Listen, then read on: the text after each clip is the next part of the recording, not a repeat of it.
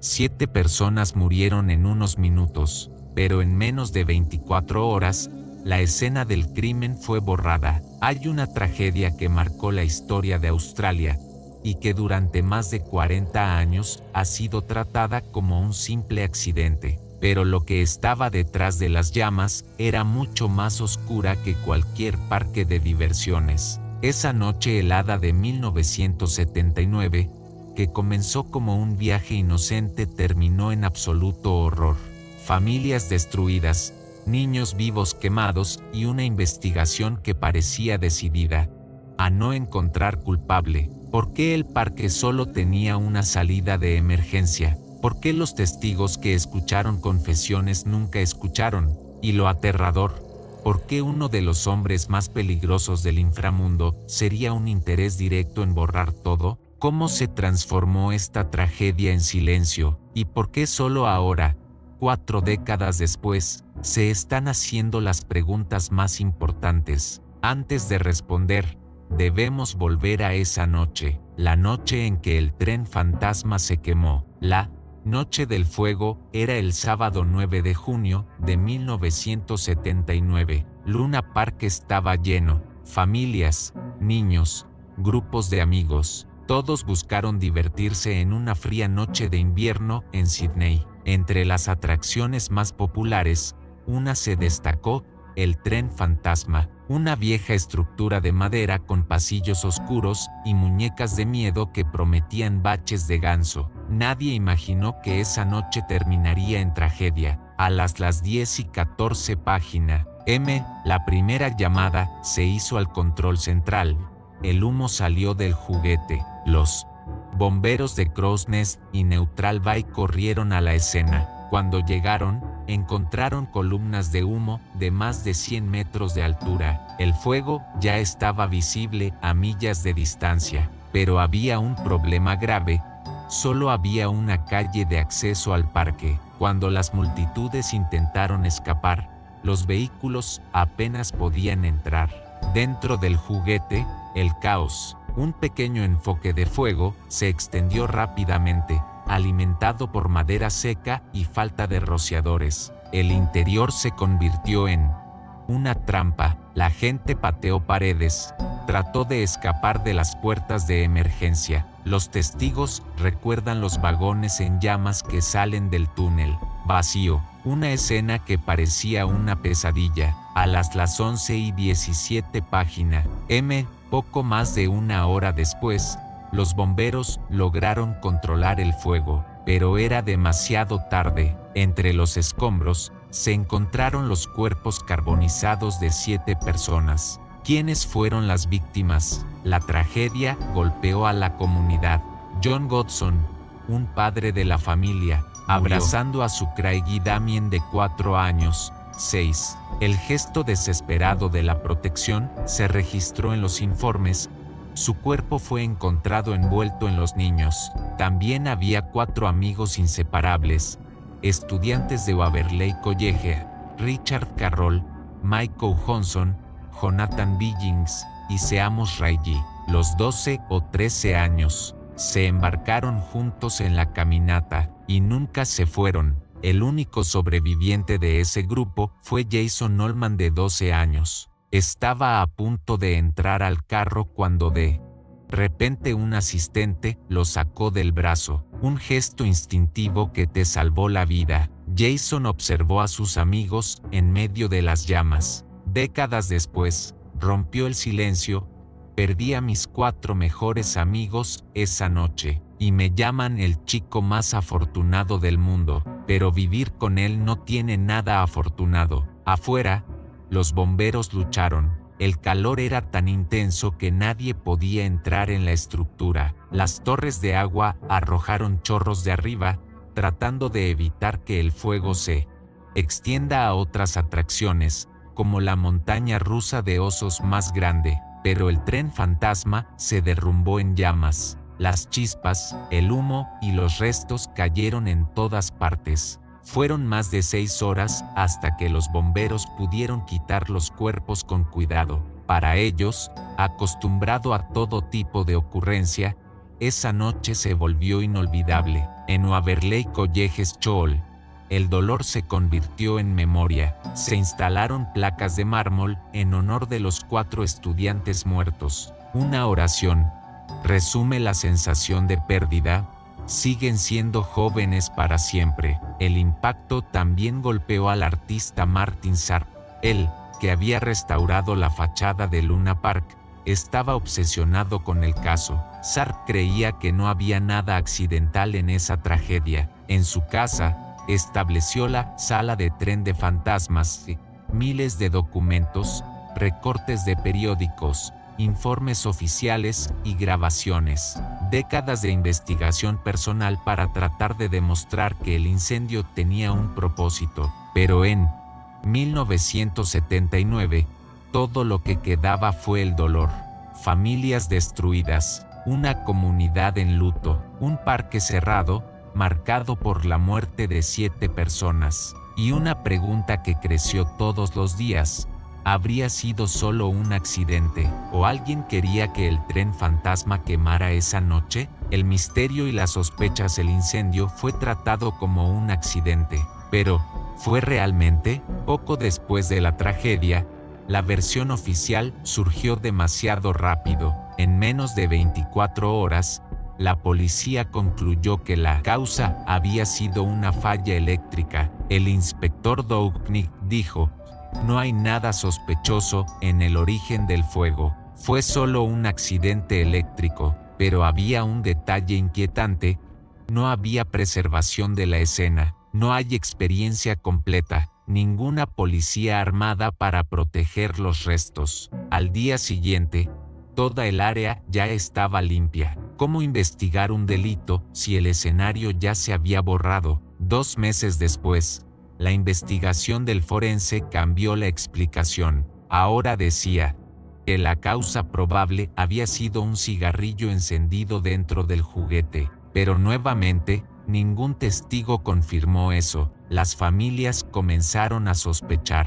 Si no fuera una falla eléctrica, y tampoco fue un cigarrillo, ¿qué realmente pasó? Mientras la policía insistió en la versión del accidente, los testigos recordaron algo más. Los informes hablaron del fuerte olor a queroseno cerca del juguete. Algunos vieron a un grupo de hombres extraños, descritos como motociclistas, reunidos en la entrada minutos antes del fuego. Uno de ellos habría dicho: "Extendí el queroseno y me encendí con un partido". Otro respondió: "No deberías haberlo hecho". Separemos. 7 personas diferentes confirmaron que vieron a estos hombres esa noche, pero ninguno fue llamado a despedir oficialmente. ¿Por qué? El silencio no se detuvo allí. Les Dodd y Tina Sakesaft, que estaban en el parque, informaron haber sido presionados por la policía.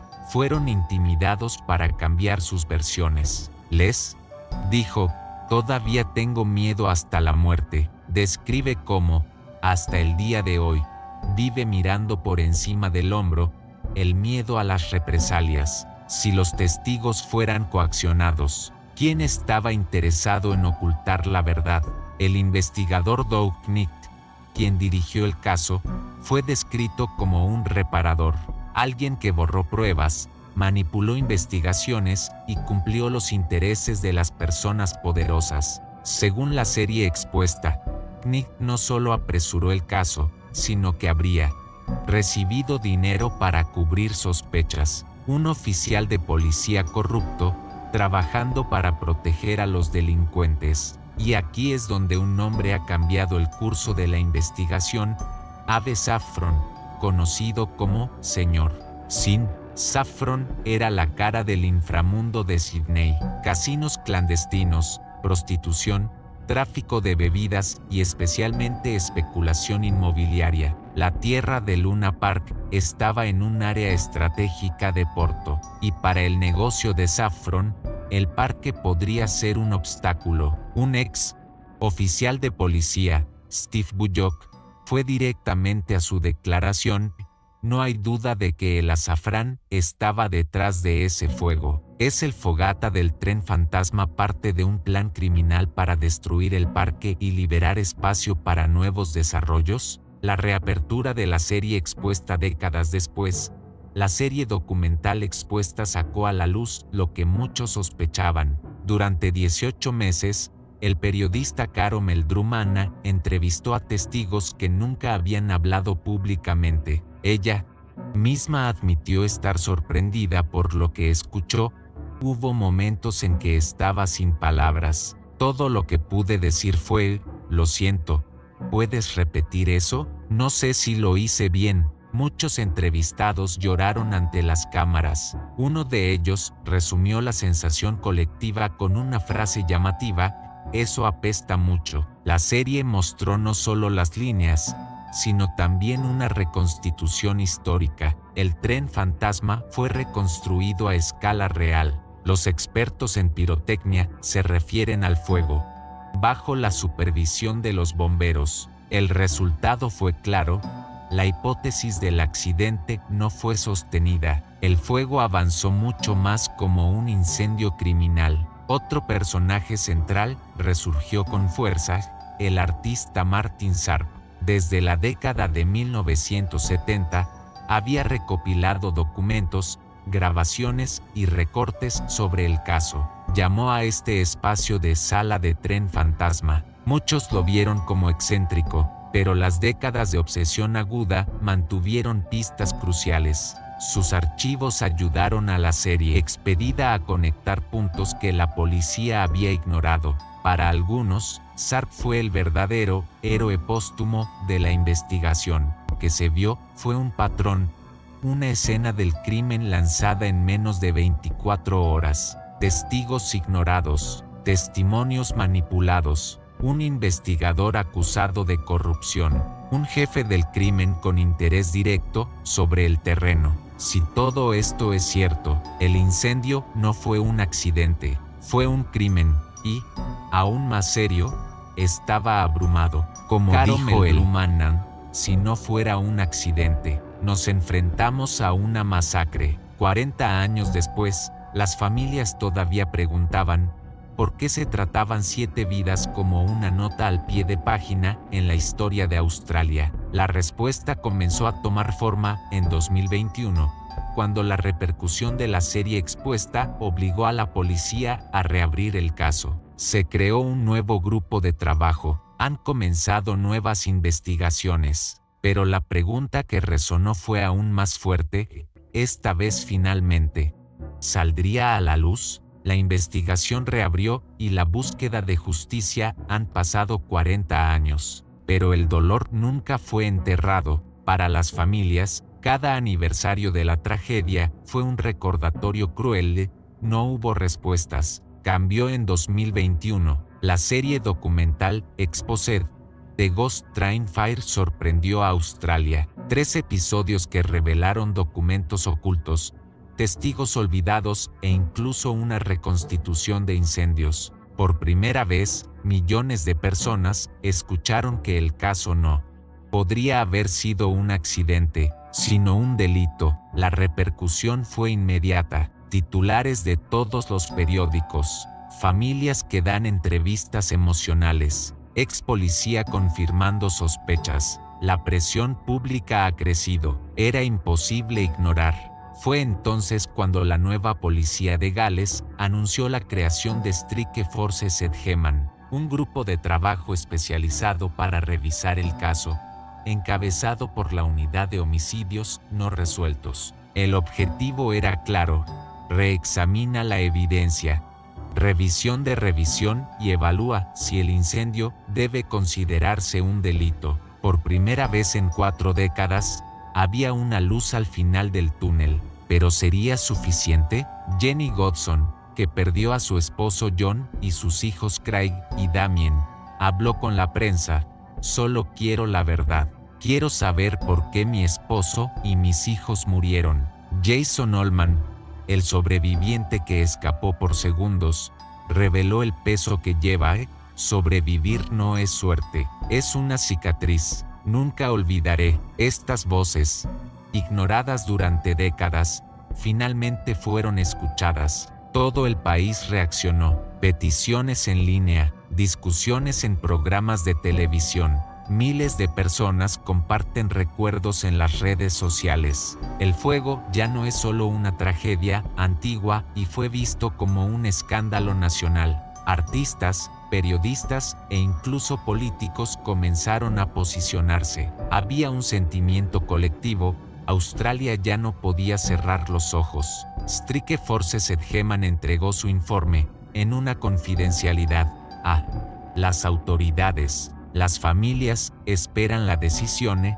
Se puede abrir una nueva investigación judicial. Si esto sucede, los testigos serán llamados nuevamente, y quizás los nombres sean responsables. Pero la justicia tardía podrá sanar estas heridas. En Waverley College, donde estudiaron a 4 de las víctimas, una oración grabada en mármol resume todo: siguen siendo jóvenes para siempre. Esta inscripción se hace eco no solo para las familias, sino para todo un país que lleva esta sombra. 40 años de silencio, 40 años de dolor. Ahora, Australia necesita decidir. El incendio del tren fantasma, recordado solo como una tragedia, ¿o finalmente será reconocido como un delito? ¿Qué pasaría si el incendio del tren fantasma nunca hubiera sido un accidente? Esta pregunta resuena hace más de 4 décadas. Se han perdido 7 vidas, 6 hijos, un padre de la familia, todo consumido por el fuego en unos minutos. El caso fue tratado como una desgracia eléctrica, pero los testigos hablaron de queroseno. La policía fue acusada de corrupción, y el nombre de Ave Saffron, el más grande criminal de Sydney, nunca dejó de estar cerca de esta historia. Hoy, con Strike Forces Edgeman, existe una posibilidad real de reabrir la investigación, una oportunidad de dar a las familias lo que nunca tuvieron: respuestas. Pero incluso si la verdad sale a la luz, nada traerá de vuelta a los que murieron. En Waverley College, la inscripción de mármol recuerda lo que se perdió. Siguen siendo jóvenes para siempre. La pregunta que queda es simple y devastadora: si el incendio no fue un accidente, ¿quién encendió el fuego que mató a 7 personas esa noche de 1979?